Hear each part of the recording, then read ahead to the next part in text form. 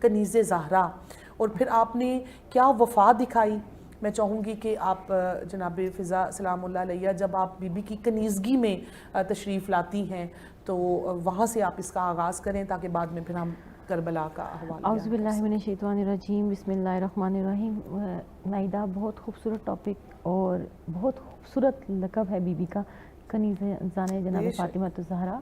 اور میں کہتی ہوں کہ یہ لقب اس کے بعد کسی کو نہیں ملا، اور ہماری جتنی خواہشیں تھیں اور جتنی بھی محنت کر لیں، لیکن یہ جو لقب فضا کے لیے، جناب فضا کے لیے چنا گیا ہے نا، اس کے بعد رہتی دنیا میں 14 ہم صرف رشک کر سکتے ہیں، اور ہم اس لقب تک بھی پہنچ نہیں سکتے.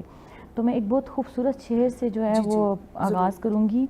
ایمان کی دولت بیدار ہے فضا، ایمان کے لیے دولت بیدار ہے فضا، باطل کے لیے راہ کی دیوار ہے فضا. دربانی سادات کا معیار ہے فضا، دربانی سادات کا معیار ہے فضا، روحوں سے فضا صاحب کردار ہے فضا. اتنا بڑا اعزاز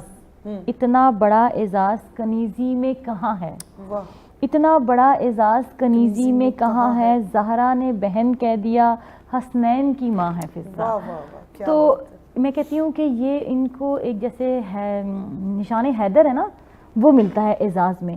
تو ہمیں جناب فضا کو کنیزان زہرا کا جو اعزاز ہے نا، وہ ایک سالڈ طور پہ جو ہے وہ رہتی دنیا تک جو ہے وہ جناب فضا کے لیے مقرر ہو چکا ہوا ہے. اور یہ جو اعزاز ہے یہ اس کے بعد بنی ہاشم میں یا اس کے بعد رہتے اسلام میں آج تک کسی خواتین کو نہیں ملا. اور کنیزی کا کیا معیار تھا اور کس طریقے سے وہ کنیزی میں آئیں. کہتے ہیں کہ جناب فاطمہ الزہرا سلام اللہ علیہ اکثر گھر کے کاموں سے تھک جایا کرتی تھیں. تو ایک دفعہ رسول خدا کی خدمت میں جناب زہرا نے اور مولا علی نے جو ہے وہ جناب ذکر کیا، ریکویسٹ کی کہ مجھے کوئی کنیز جو ہے وہ دی جائے جو میں مطلب کہ تھک جاتی ہوں گھر کے کاموں سے. تو رسول خدا صلی اللہ علیہ وسلم نے ان کو ایک تسبیح جو ہے وہ بتائی کہ جب تسبیح زہرا جسے ہم کہتے ہیں کہ جب بھی تمہیں تھکاوٹ محسوس ہو یا کچھ ہو یا جب بھی گھر کے کام کر رہے ہو تو یہ تسبیح جو ہے وہ پڑھتی رہا کرو.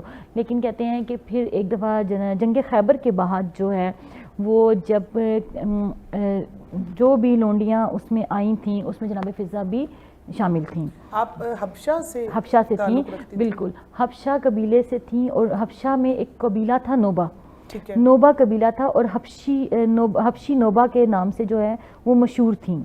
اور فضا نام جو ہے وہ رسول خدا صلی اللہ علیہ وسلم نے ان کا نام رکھا تھا. اور میں یہاں پہ یہ بھی بتاتی چلوں کہ فضا لفظ جو ہے وہ قرآن میں آیا ہے.